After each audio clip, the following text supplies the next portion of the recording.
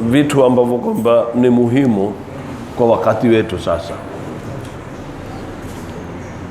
Jana nitanabahishwa na mmoja katika wasikilizaji, akaniambia ni muhimu tueleze masala ya zaka, na hususan zakatul fitri. Pia vile vile tumebakiwa na siku 2-3, na siku hizo 2-3 zilizobakia tutaangalia zile emerging issues ambazo kwamba Waislamu walizonazo ulimwenguni, na sisi tuchangie, tuangalie maoni yetu na kuwaombea na kujiombea sisi. Tuje tukukwenye the third leg, siku za mwisho, na siku za mwisho ndio muhimu sana. Innamal a'malu bil khawatim, Mtume sema innama, hakika si lingine. Ukiona mahali kumenguja innama, hii yaitwa adatu hasrin au alqasri. Innamal a'malu bil khawatim, man amali hazina maana ikiwa hazina mwisho. Ikiwa ending yako si mzuri, basi haina maana. Innamal a'malu, hakika amali bil khawatim, ni mwisho wake. Weza taza mpira wewe dakika 59, lakini ikawa ending yako ni mbaya, hutoambiwa nitaza mpira uzuri huyu, utaambiwa bei ngapi kwa ngapi. Ikiwa mfungwa tu, teza utakavoteza. Na amali ni vile vile. Ndio Mtume akasema innamal a'malu bil khawatim, amali ni mwisho. Kwa hivyo ndio Mtume ilikuwa siku kama hizi shadda al-mizara, alikijifunga masombo kwamba ataka ile mwisho ending yake iwe mzuri, ayapate yale ambayo yaliomo. Na ukiwa umejikaza huko ndio kufaulu. Ukawa umepita ile kaida yako,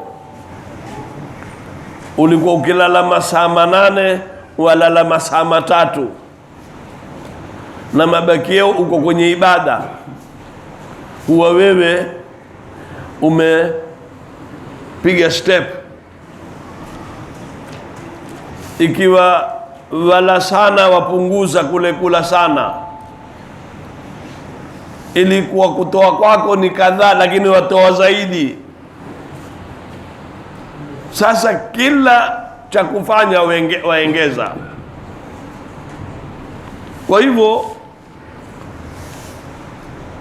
tukaona kwamba tuyaangalie na mambo ambayo yatatuongezea ujuzi wetu, na mambo ambayo kwamba yatatuongezea thawabu zetu. Taban, kusikiza Qur'ani thawabu zake hazina mfano.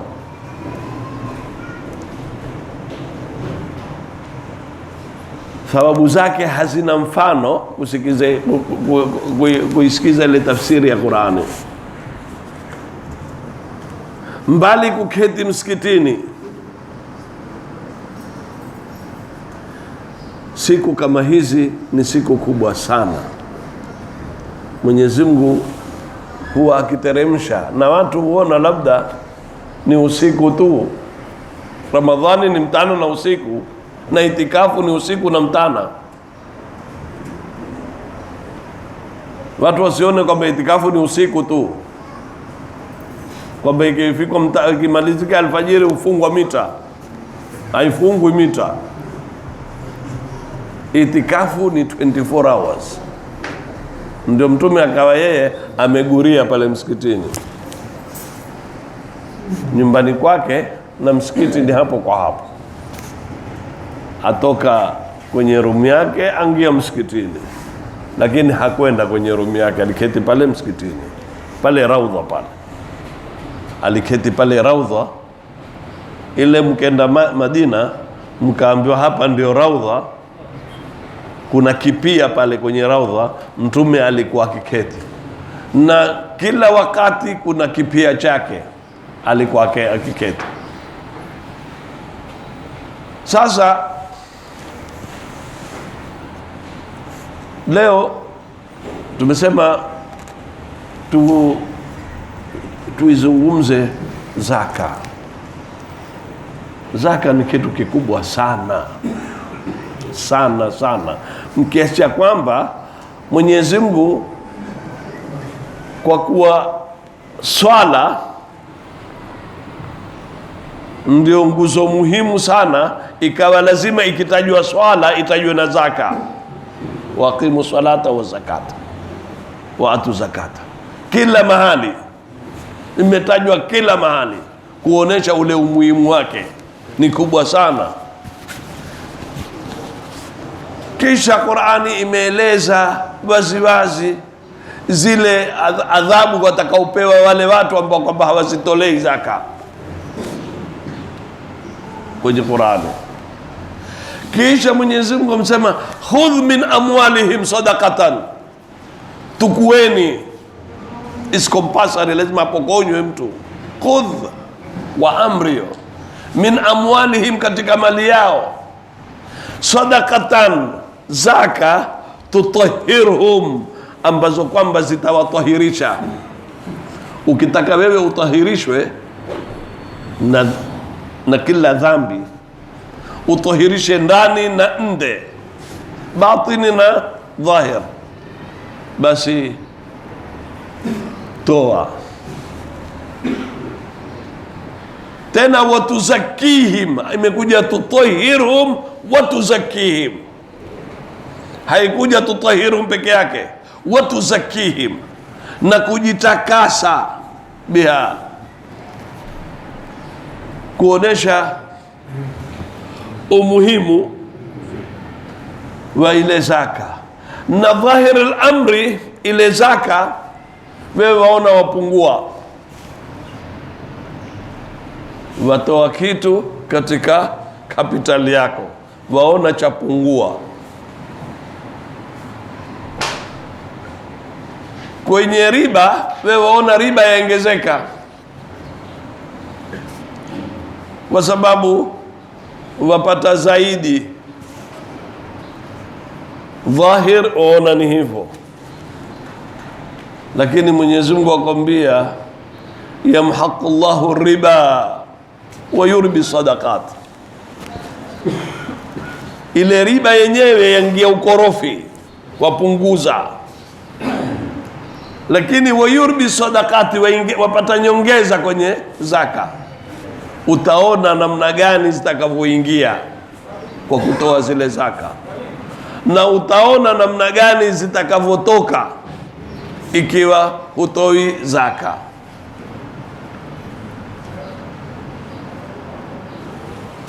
Mtume sallallahu alaihi wasallam asema katika hadithi yake, yaqulu ibn adam huwa akisema, mwanadamu huwa akisema, mali yangu,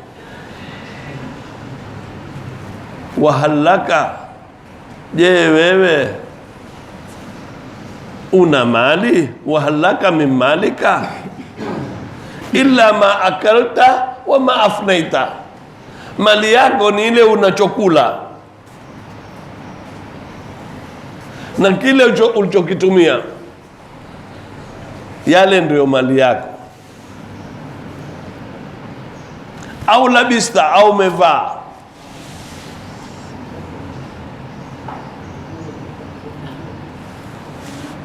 umevaa, tena zikatakalika zile nguo mpaka ukazimaliza.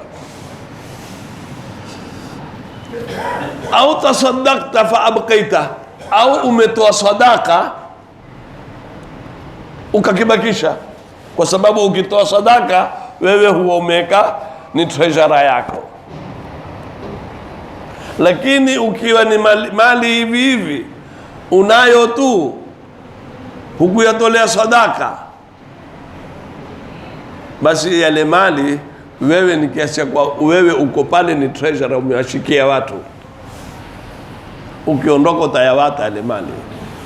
Chako ni kile ambacho kwamba umetumia, umevaa na umekieka mbele ya Mwenyezi Mungu, umeweka akiba kwa Mwenyezi Mungu, umetoa sadaka, umetoa zaka. Safari moja Mtume, wajua sisi hatuna mtu lazima ni mtume tu, uswatun hasana. Aliletewa mbuzi, akampelekea Saidina Aisha, akamwambia mtinde mbuzi, kisha akamwambia tasaddaqi bilahmiha, toa sadaka hii nyama mbuzi. Saidina Aisha akaitolea sadaka, akajua Mtume apenda sana paja, akalieka kando, nyingine mbuzi wote akamtoa sadaka. Alipokuja Mtume akamwambia umefanya nini? Akamwambia nimetoa sadaka na nimeweka kiweo cha mbuzi tumejiwekea sisi. Mtume alimwambia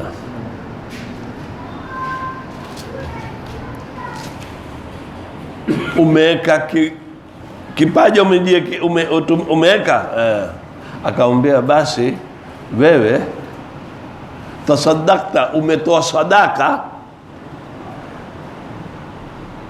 kwa mbuzi wote, kile umetoa sadaka, umebakisha kiweo chote, kile kiweo ndio chetu, kile kiweo ndio si chetu. Kiweo si chetu sisi, chetu sisi ni ile uliotolea sadaka. Yule mbuzi mzima uliotoa sadaka, yule ndio wetu, kile kiweo si chetu, maana tutakupa hapo ulimwenguni tu. Mtu mmoja alimwendea Saidina Ali akamwambia, mimi wallahi nataka kujijua mimi ni mtu wa motoni, mtu wa peponi. Saidina Ali akamwambia, mimi nitakuuliza swali moja. Wakaja watu wawili, mmoja ukimwangalia ataka kukupa, ankuja kukupa bahasha, na mwingine ankuja kutukua bahasha. Wewe wafurahi kumwona yupi? Akamwambia, yule ambaye ataniletea bahasha mimi nikimwona ufurahi tu, hajaitoa mimi ufurahi, kuliko yule ambaye kwamba ataka kuja kunikoboa. Akamwambia, basi wewe, yule ajaye kukupa ankuja kukupa ulimwengu, yule ajaye kukupa ankuja kukupa ulimwengu, yule ajaye kutukua ankuja kukupa akhira. Wewe bado ni mtu wa ulimwengu,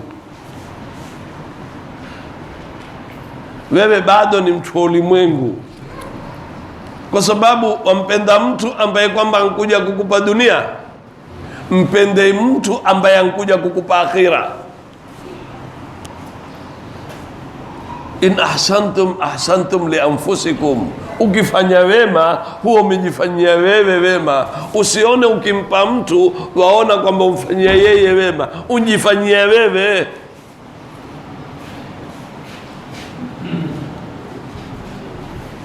Sasa pale ndo utamjua katika kutoa, utamjua ala ya'lamu man khalaqa, wamjua. Na Mwenyezi Mungu ameweka hii, weza kujiuliza, lakini Mungu naye angeka watu wote, hakuna masala ya kunino, watu wote wawe sawa sawa, iwe hakuna mtu kupewa na kutukua. Wewe wafikiria hivyo. Mwenyezi Mungu ni hakim, yeye ni hakim. Asema Mwenyezi Mungu, nahnu qasamna bainahum, sisi tumepanga hivi maishatahum, lazima iwe namna hivi, sisi ndo tulopanga. Huyu awe ni driver, huyu awe ni tanboy, huyu awe ni mwandishi, huyu awe ni mkulima, huyu awe ni muhandis, huyu awe ni sekretari, huyu awe ni mpishi, huyu, kila mmoja awe ana kazi yake, na kila mtu amtegemea mwenzake. Na kuna wengine hawawezi chochote, watasaidiwa wao. Aloweka mpango hii ni Mwenyezi Mungu, na wasi kwamba na kila kitu zikiwa zimefanana za kwa namna moja, si kwamba ni vitu ambavyo kwamba ni mbalimbali, kama usiku na mtana. Usiku na mtana waweza kufikiria ni kitu mbalimbali, ni kitu kimoja, na zote zahitajiana. Uslubu wake mbalimbali. Waja'alna layla libasa waja'alna nahara maasha, na zote zahitajiana. Haiwezekani ukawa kuna usiku peke yake, haiwezekani kabisa kupatikana usiku peke yake, na haiwezekani pia kuwa kutapatikana mtana peke yake. Yote haya ni mipangilio ya Mwenyezi Mungu, na watu kuwa atawapa hiki, huyu ampe hiki, yote ni mipangilio yake Mwenyezi Mungu. Sasa tuangalie kwenye zaka. Kwenye zaka kuna vitu vitatu. Kuna yule mutasaddiq, mwenye kutoa zile zaka.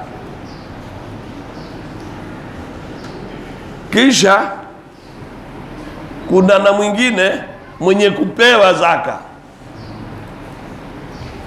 Kisha kuna cha kutolewa kile zaka. Hivi ni vitu vitatu, vote vina sharia yake. Mwenye kutoa una sharia zake, mwenye kupokea una sharia zake, na chenye kutolewa kina sharia zake, na ni kipi cha kutolewa na chatolewa vipi. Mwenyezi Mungu ameweka mfano mali ya rikazi. Kuna mali ambayo kwamba ya hazina. Lao wewe wenda wafukua ardhi, mara ukapata mali mali yale utatoa 20%, 20%. Utatoa 20%. Kisha kuna mali ambayo kwamba wewe walima, wapeleka wafanyikazi walima ardhi wapata nini? 10% walipa zaka zake. Na mali ya kutoka wewe jasho, ya kuuza na kununua, yale watoa 2.5%, watoa 2.5 kwa 100. Kwa nini? Hikma yake Mwenyezi Mungu kwamba watu wafanye kazi zaidi, wafanye, kila ukifanya yapungua zile zaka. Ndio mali ya tijara inakuwa ni 2.5%, mali ya ukulima inakuwa 10%, na mali ya rikazi ya hazina inakuwa ni 20%, kuonesha umuhimu kwamba wewe ufanye kazi sana, na ukifanya kazi, kwa sababu wewe kama mfanyaji biashara ukifanya kazi waleta natija kubwa sana. Ukiwa wewe wajenga jumba, unjenga jumba 10 story building, ile faida ambayo kwamba wewe waitoa kwa watu, wewe waona kwamba ni ile nyumba yako tu. Kuna simiti wewe ununua, kuna mtu auza simiti na yeye pia ampata biashara. Kuna mwingine auza chuma, ununua chuma kwake yeye na yeye ampata biashara. Kuna mwingine auza tokaa pia, mwenye rangi, mwenye misumari, mwenye tiles, mwenye hiki, mwenye hiki. Ile nyumba nzima watu wangapi walopata faida? Sasa ile ni natija ambayo kwamba wewe umeileta. Kwa hivyo wewe utalipa 2.5% kidogo kuliko kile kitu ambacho kwamba ready made unkipata bap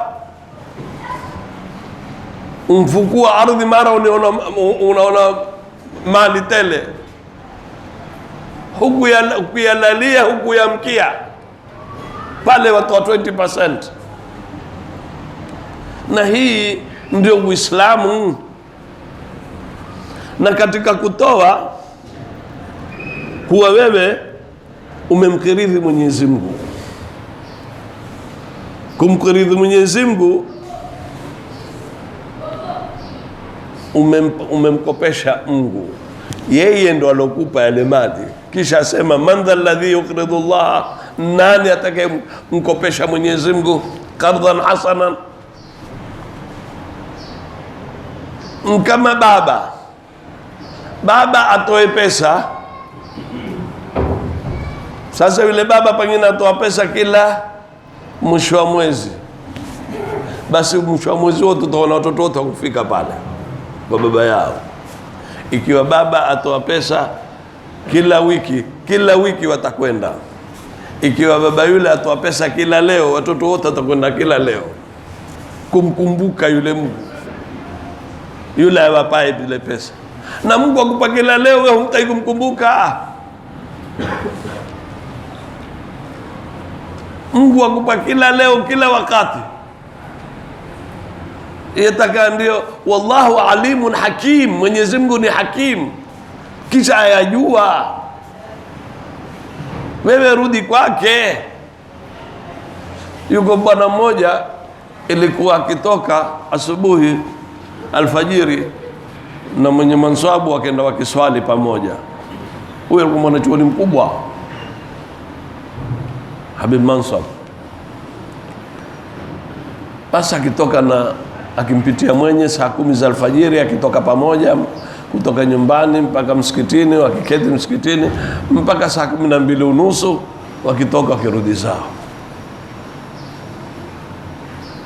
Mara yule bwana akawa haonekani. Mwenye akamuuliza, uko wapi huyu? Amba tujui mwenye. Mara siku ya 3 baada ya siku akarudi. Akamwambia, ulikuwa wapi bwana? Akamwambia, mpata kibarua mwenye. Akamwambia, ewe umemshinda mbwa, umemshinda jibwa wewe. Kwa nini mwenye, mbona nitukana? Anambia, sikutukana, kuambia kweli. Lile jibwa akirushiwa kitu na bwanake henda mbio akakitukua kila kitu akarudi mbio. Wewe unarushiwa kidogo mkimbia msikitini.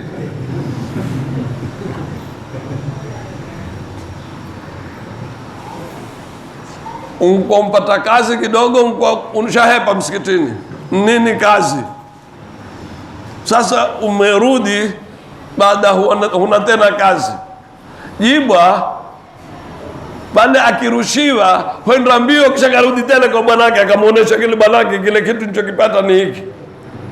Kwa hivyo wewe ushindwa na jibwa. Na sisi Mwenyezi Mungu yataka turudi kwake, tumjue, ala ya'lamu man khalaqa amekupa, rudi kwake. Amekupa kitowe, amekwambia toa, amekwambia unfik alaik, toa na mimi nitakupa. Mungu akupa challenge, wewe toa na mimi nitakupa. Ndio watu kama Ali Zainul Abidin wakawa maqala la qatu illa fi tashahudihi, walikuwa hawajui kusema la isipokuwa kwenye tahiyatu pale, asema ashhadu an la ilaha illa Allah, hakuna sina. Madamu anacho papu toa, anacho atoa, akiwa hana atoi, hana cha kutoa. Lakini wewe ukiwa watoa, hukai bila kuwa huna, Mungu atakupa. Unfik alaik. Sasa tuangalie katika hii aya tulizozisoma, wale watu wa kupewa, kisha tuangalie wale watu wa kutoa ni watu gani. Mwenyezi Mungu ameanza innama sadaqatu.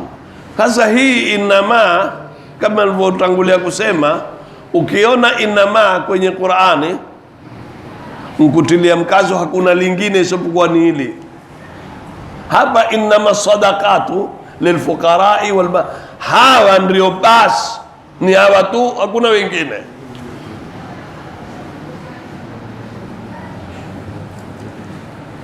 Hakuna wengine wa kupewa zake isipokuwa ni hawa. Ndio ikatumika neno innama sadaqatu, hakika si lingine. Kwa Kiswahili innama hutafsiriwa hivyo, hakika si lingine. Zaka lilfuqarai, hupewa mafukara. Je, fukara ni upi?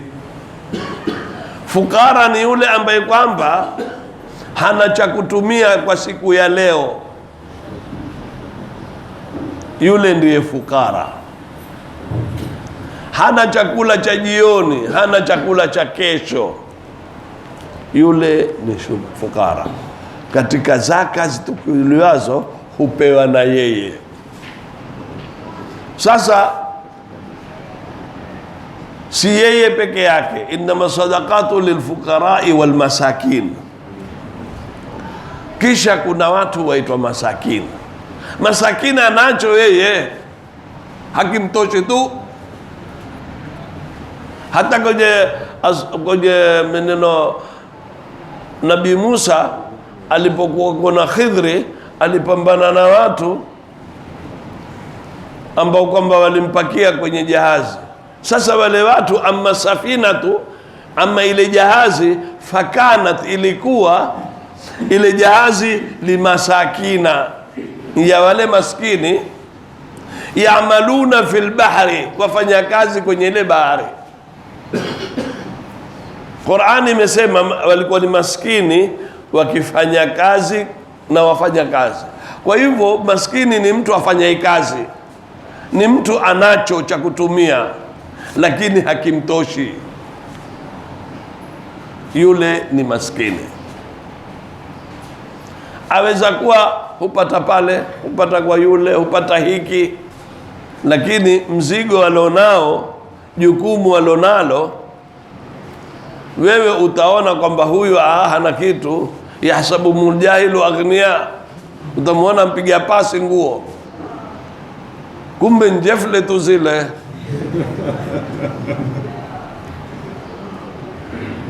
Atoka dandi, ukimwangalia kuna mna kitu ndani mfukoni.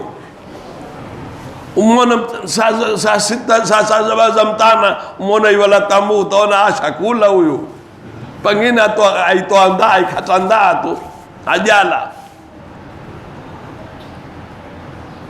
Wajua Mwenyezi Mungu ameiweka ndaa ndani ya matumbo.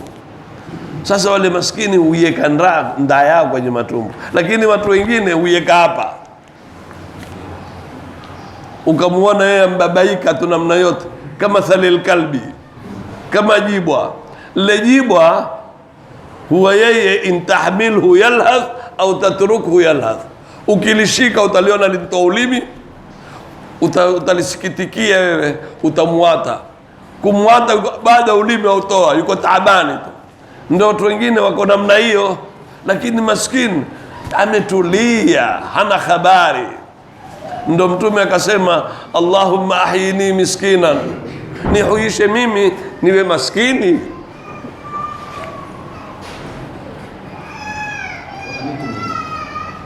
Wa amitni miskinan, nifisha na maskini.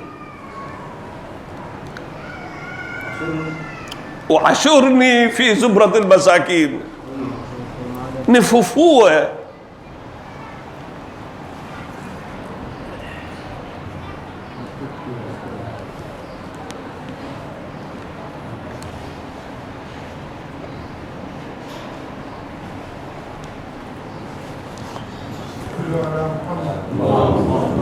Angalia Mtume alivyowapenda maskini. Mtume akiwapenda hakika miskini, mpaka akaomba yeye, ikawa yeye kampuni yake ni watu kina Abu Huraira, watu maskini. Akaiondoa. Hii ni kutuonesha namna gani Mtume aliujenga ule mutama. Huwezi kujenga mutama ikiwa wewe una mabwanyenye tu. Kana Rasulullah sallallahu alaihi wasallam yuhibbu al-fuqara wal-masakin wa yajlisu ma'ahum wa ya'udu mardahum wa yushayyi'u janaizahum.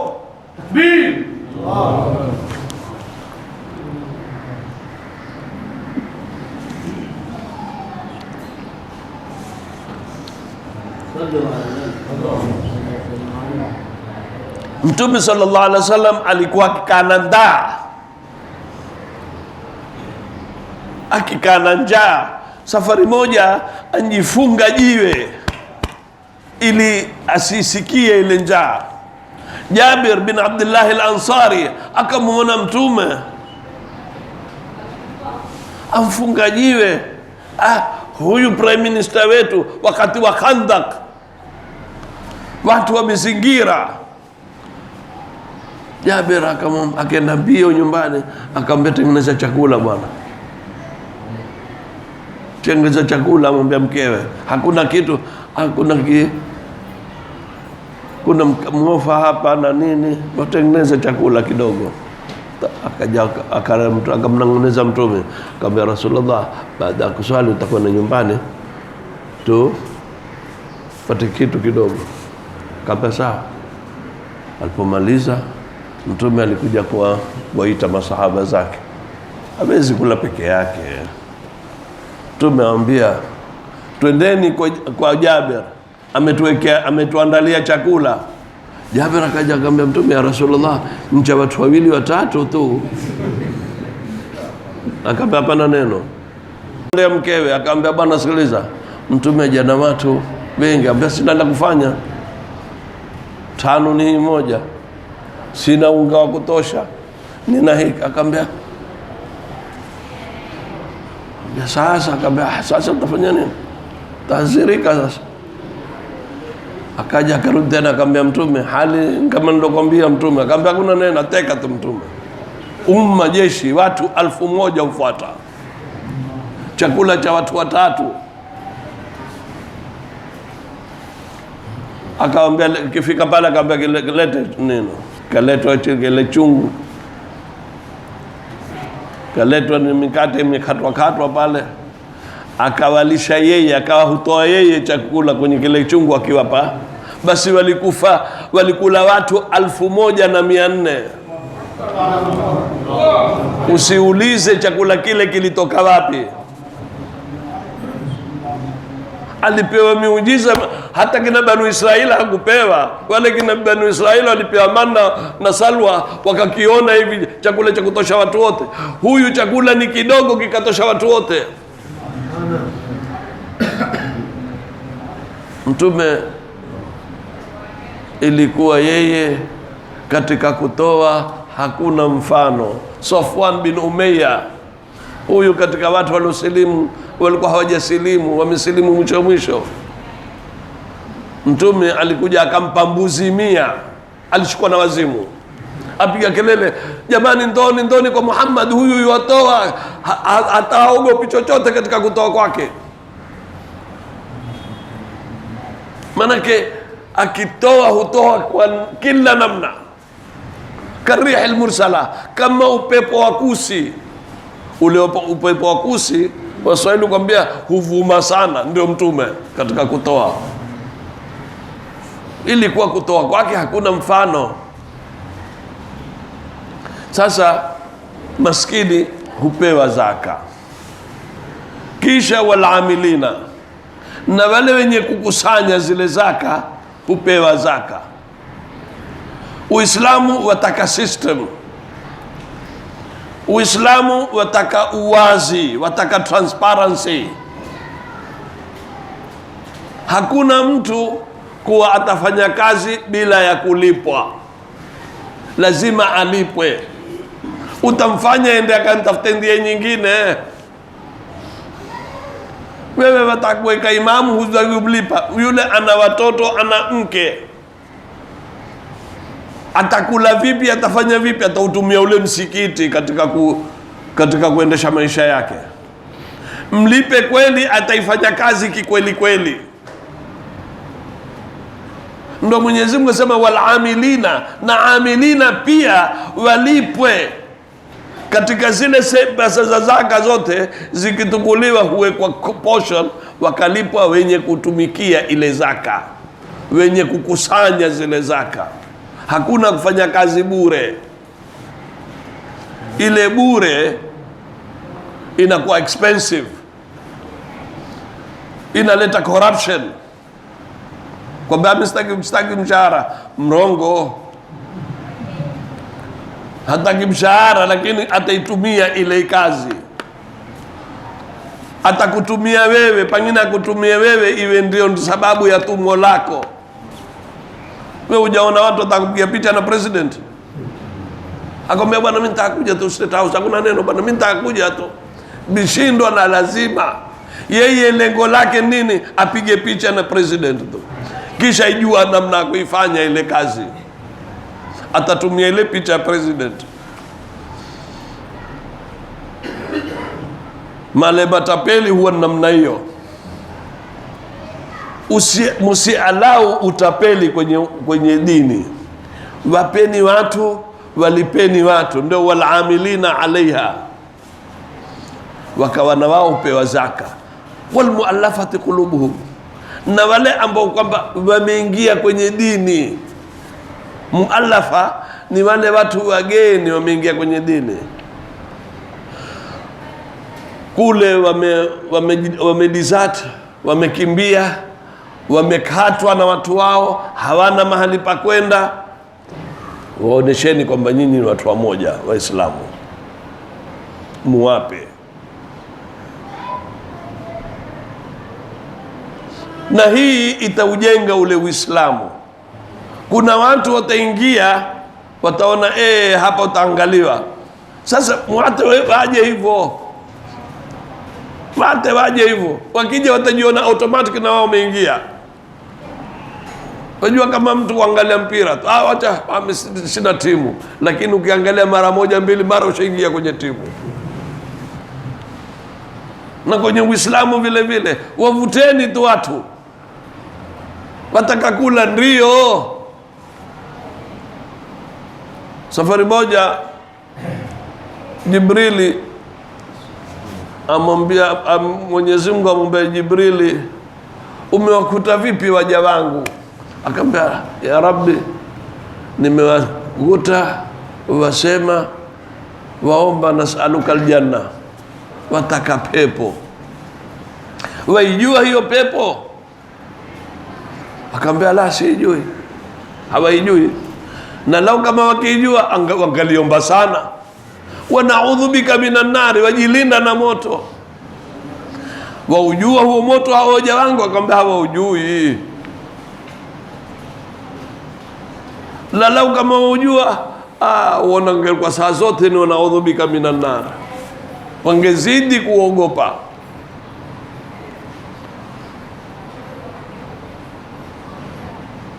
Sasa Mwenyezi Mungu ambia na wakushuhudilia nyinyi malaika kwamba hao anni kad ghafartu lahum, mimi nimewasamehe watu wao. Malaika atamwambia Mwenyezi Mungu, lakini wengine wankwenda pale wana dhamiri nyingine, wankwenda wataka haga Allah tu, hawakwenda kwamba wataka nasaluka aljanna wa naudhu bika minan nari.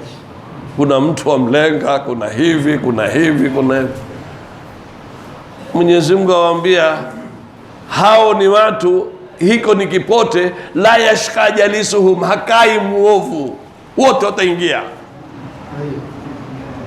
Hata yule aliyekuja na ajenda zake pia ataingia automatic. Kwa hivyo kwenye kongamano la watu misikitini ni kongamano tukufu sana. Ikiwa Mwenyezi Mungu asema la yashqa jalisuhum, hakuna mbaya, wote ni wazuri, japo kwa watu na ajenda zao, wote ni wazuri. Kwa hivyo na wale ambao umeingia kwenye Uislamu, amiliana nao vizuri. Msiseme hao wamekuja kwa ajenda zao, ama wataka ile itwaje dogo au nini. Wavuteni. Mtume ametoa kweli wakati wa Hunain, ametoa kweli. Wengine wakaingia automatic, kisha wakaingia wal muallafati qulubuhum, kisha wa fi riqabi, kisha na wale ambao kwamba wametendwa nguvu wakafanywa watumwa, wale tukweni zile zaka, mutoe pesa muwakomboe. Uislamu umekuja, umeuona ule utumwa, haukuwa arrogant, hakuna utumwa. Imekuja kwa namna zake, ukauondoa mpaka ukaondoka kabisa, kawa kitu kikubwa sana. falaqtahamal aqaba fakku raqabatin, hakuna kitu kikubwa kama hicho. Fakku raqabatin, ukawa punishment yoyote mtu aate mtumwa, ukaekwa na sharia kwamba ulacho wewe ndo ale mtumwa wako, uvaacho wewe ndo avae yeye. Watu wako na taabu kuweka tumwa, ikawa ni heri kuwekwa jibwa. Ukiweka jibwa ngani sahali kama kuweka mtumwa, ikawa ni very expensive. Uislamu ukaja ukauondoa automatic. Pesa za zaka, angalia Uislamu ni kitu gani, wataka freedom, yataka binadamu awe free. Ukaambiwa na wale wa ma malakat aimanukum, na wale ambao kwamba nyinyi muamiliki, mmewapata kwenye vita, mmekuwa ni watumwa, kiasi cha kummiliki wewe, ukamuingilia, achakuwa mtu mwingine, ashakuwa muungwana, ashakuwa kila kitu, na watoto wake wakurithi, na yeye mwenyewe yuwakurithi. Sofia kesha kuolewa na mtume tu kwa Ummul Muminina. Huyu alikuwa ni mwanamke wa Kiyahudi, aliolewa na mtume wakati wa zita, alishikwa, alikuwa ni mateka, mtumwa. Mmoja akamshika yeye, akamtukua. Jamaa masahaba akamwendea Rasulullah, akamwambia fulana amemtukua Sofia. Ambia wa inkanat Sofia, hataka wa Sofia. Akamwambia la ya Rasulullah, Sofia huyu ni kizazi cha Harun, hawezi hatomiliki mpaka upate wewe, pia ipata kitiche, wewe ndio sawa yake. Yule bwana akasikia yale maneno kwamba mtume ameambiwa hivyo, pale alimwambia mtume, ya Rasulullah, mimi nakuatia wewe Sofia. Akamuoa Mtume Sofia binti Hai, ambaye kwamba alikuwa mwanamke wa Kiyahudi, akamuoa. Huyu aliwahi kuota alipokuwa na mumewe, akaota mwezi umemwingilia kwenye ziweo. Akamwambia mumeo, naota ndoto ya ajabu, hata haijaja kabisa habari ya Mtume wala hayuko kamwe pale Madina. Akamwambia, nimeota mwezi umeingia kwenye ziweo zangu. Akampiga kofi, akamwambia, wewe umemtamani mtu katika Jaziratul Arab. Akaketi mpaka ikaja wakati huo alipoolewa na Mtume, akasema huu ni ule mwezi ndio uota usingizini. Ndoto huota alokuwa Muislamu na asokuwa Muislamu. Hata katika watu wa Nabii Yusuf, wale walikuwa si Waislamu wakaota. Sasa walmuallafatu qulubuhum wa fi riqabi walgharimina, na watu ambao kwamba wana madeni, wale hupewa zaka. Madeni ya halali, si madeni ya hayapachesi. Unajitweka kwa wewe mambo ya riba, mambo ya manini. Utamwangalia yule ambaye kwamba ana deni ya halali. Lakini ikiwa dharura ya kumkomboa yule mwenye kudaiwa, ile kwa ametukua deni ya haramu, lakini kwa sababu kitu chenyewe cha kununua ni halali, kile kitu alichokinunulia ni halali, ni nyumba, ni shelter yake yeye na watoto wake. Hakuna mtu wa kumpa pesa kununua nyumba taslimu, amekwenda kujitekwa riba kwenye benki. Sasa kile kitu itakuwa ni sawa deni ile, kwa sababu kile kitu ni halali. Kile kitu cha kukomboa lazima kiwe ni halali. Hapo mtapata thawabu mara mbili, kumtoa katika janga la riba na kumpata ile deni yake. Lakini si deni ambayo kwamba ni ya kununua PlayStation, kununua zile matelevision, ni mambo ya necessities. Wa fi sabilillahi, na katika ndia ya Mwenyezi Mungu. Ndia ya Mwenyezi Mungu ni jihadi, mutowe kwa sababu ya jihadi. Hakuna jihadi mutatoa kwenye vitu vya kupeleka mbele Uislamu, ni kujenga misikiti, ni madaris, ni wa fi sabilillah, ni ndia za Mwenyezi Mungu kupeka kwa Mungu. Wabna sabili, na wale watu ambao kwamba wamekatika na njia, watu wasafiri. Eza kuwa pengine mtu tajiri ankuja kwenye mji, pengine ameibiwa pesa zake, au amepatikana na maafa, au pengine ni mtu maskini amepita ndiani, hasa takwenda kwao, mtampa pesa za zaka zile ziwe zitamsaidia, kwa sababu yeye yule ni ibn sabili, ni mtoto wa ndiani. Faridhatan min Allah, faridhatan min Allah, ni faradhi. Wallahu alimun hakim, Mwenyezi Mungu ni alim, ni mjuzi, tena hakim, aeka kila kitu mahali pake. Sasa hao ndo watu wa kupewa zaka, na mwenye kutoa zaka ni awe ana sharuti gani? Kwanza awe na akili yake, mwandazimu atoi zaka. Mtoto hatoi zaka. Aiza kwa mtoto ana pesa, aiza kwa director, lakini hatoi zaka yeye mtoto.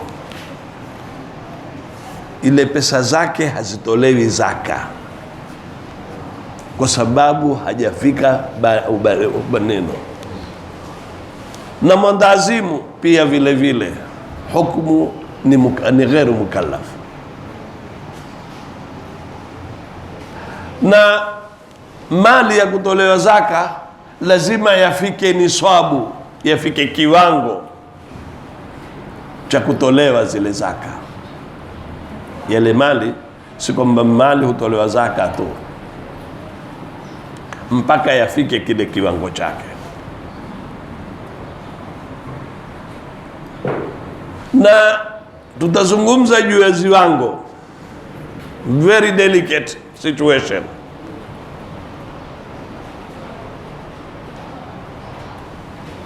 Baada ya viwango iwe yamepitiwa na mwaka, na mwaka utakalkuleti kwa kalenda ya Kiislamu. Na uzuri utoe Ramadhani, useme mimi tarehe 15 au tarehe 20, basi mwakani tarehe 20 pale ukifika utatoa zaka. Hutoi kabla yake, utatoa ulichofika. Sasa hayo ndio mali ya kutolewa zaka, lazima yawe na sharuti hizo. Na mali yenyewe ni fedha na dhahabu. Dhahabu ni mbali nisabu yake, fedha currency ni mbali. Na currency utakalculate kwa ile currency yako hapa, hutotoa dola. Ukiwa na dola account utaiconvert kwa ile current rate iliyoko. Sasa tuje kwenye hii nisabu. Nisabu ya zaka ni ya fedha na dhahabu. Dhahabu ni mithqali 20. Mithqali 20 ni equivalent to 87 grams of gold. Ukizicalculate kwa current ya leo ni 87 point something. Kwa current nino ni about 362,000, laki tatu na 62. Na wewe ikifika mwakani au leo ukiwa wewe ni watoa zaka leo, utauliza current value, kwa sababu gold ya panda ikishuka. Utauliza gold yako, gold leo ngapi? Utakwenda kwa sonara, gramu ni shilingi ngapi? Kisha utaconvert. Ikiwa umefika 87 grams kwa leo, basi utatoa zaka. Ile 87 utaiconvert kwa zile pesa, kisha umultiply by 2.5%, utatoa zaka zake about 10,000 kwa hizo 87 grams. Na zaka utatoa kwenye dhahabu zako zote, isipokuwa zile dhahabu za kuvaa mwilini peke yake. Kwa Imam Shafi asema zile ni za pambo, lakini watu wetu hukwambia zote ni za pambo, hakuna atoe zaka. Ndipo pale mara usikia mtumisha shaiba dhahabu kilo nzima, au ankuja mwivi antukua dhahabu mzima neno. Watu wana makanda, mabelti ya dhahabu, hawayatolei zaka.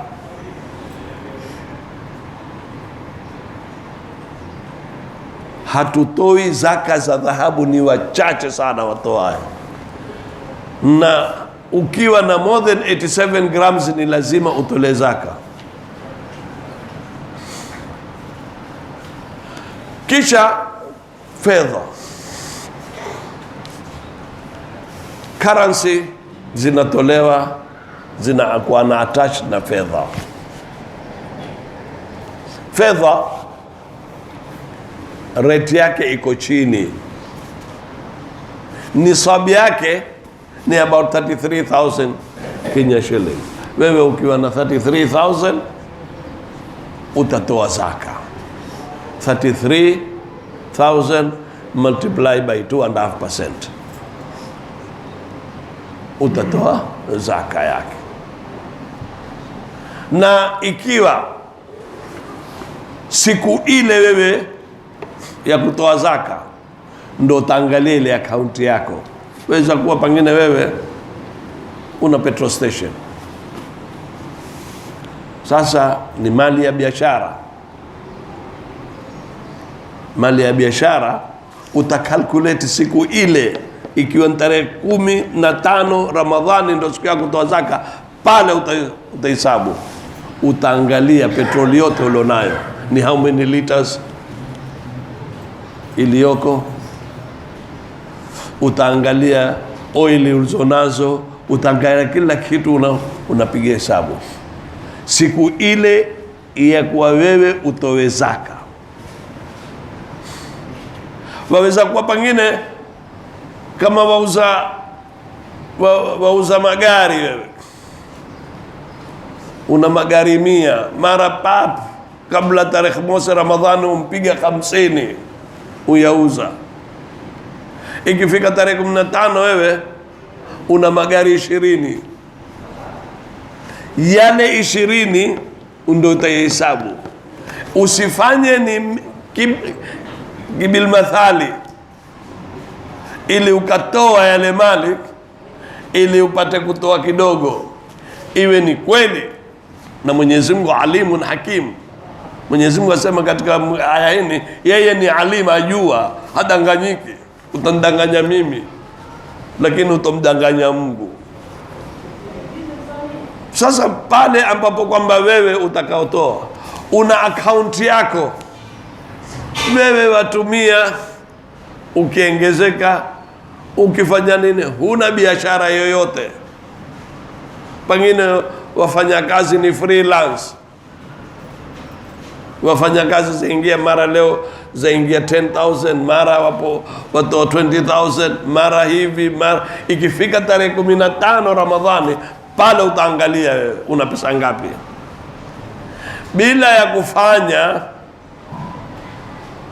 kufanya khila ya kwa ukazipunguza ili ipungue zaka yako.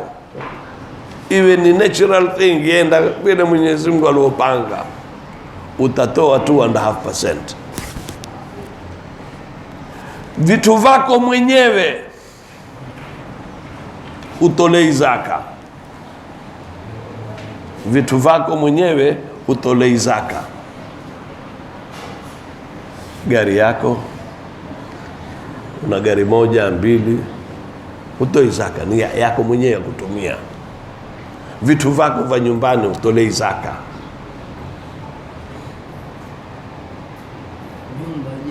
Nyumba hutolei zaka. Kama una 2, 3, dakhili yake ndo watolea zaka. Ikiwa wewe wauza majumba, biashara yako nyumba, utaangalia ile nyumba hii valuation yake ngapi, 2,000,000, hii 5,000,000, ile 1,000,000, kisha utatolea zaka ile, kwa sababu you are dealing with the property zenyewe na ni zako.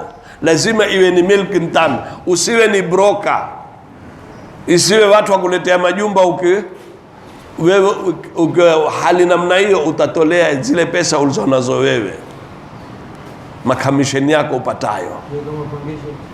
Kama wapangisha ni income wapata. Wewe una majumba wapangisha, pengine una estate nzima wapangisha, huzipigi zile estate, wapige zile ambazo kwamba wapata. Kwenye akaunti yako ziko ngapi? Una deni wamdai mtu, utaitolea zaka.